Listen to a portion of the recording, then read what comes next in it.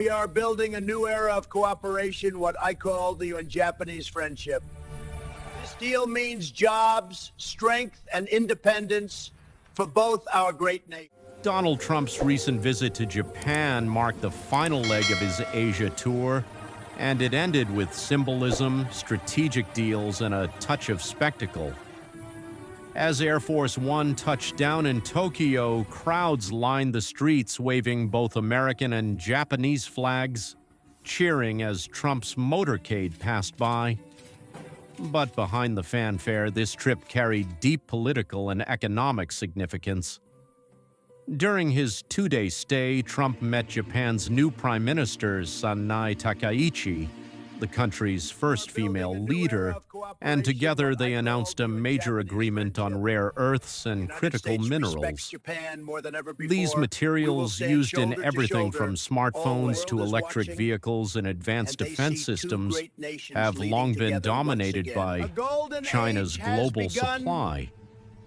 The deal between the U.S. and Japan aims to reduce that dependency, creating new investment routes, joint mining ventures, and research initiatives. It's a strategic move that could reshape supply chains and boost both nations' technological independence. Standing beside Takaichi, Trump praised Japan's leadership and vision, calling the partnership stronger than ever. The Japanese Prime Minister went a step further, declaring the start of what she called a golden age of U.S.-Japan relations.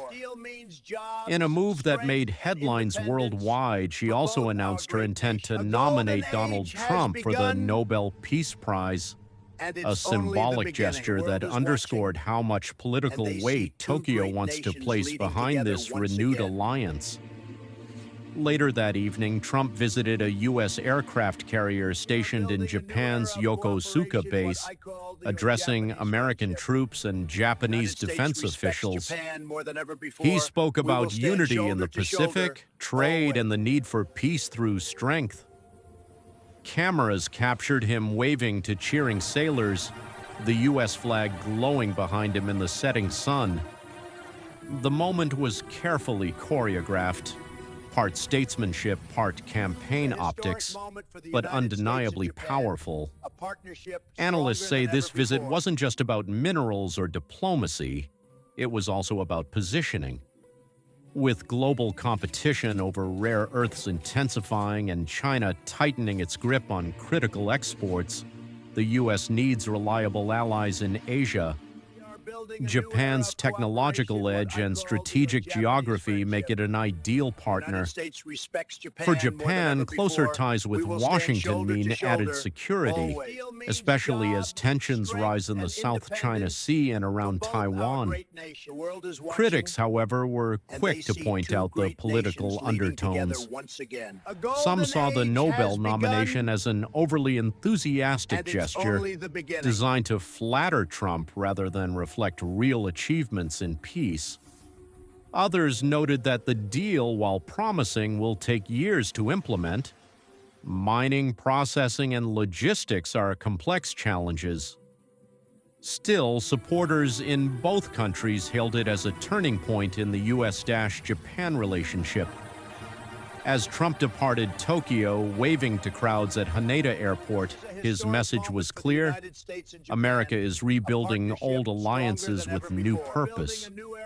He left Japan not just with diplomatic wins, but with images that will play well both abroad and back home. A confident leader standing side by side with one of the world's most powerful democracies. His next stop, South Korea, where all eyes will be watching to see if the momentum continues and whether this golden age of partnership will indeed shine across Asia. And they see two great nations leading together once again. A golden age has begun, and it's only the beginning.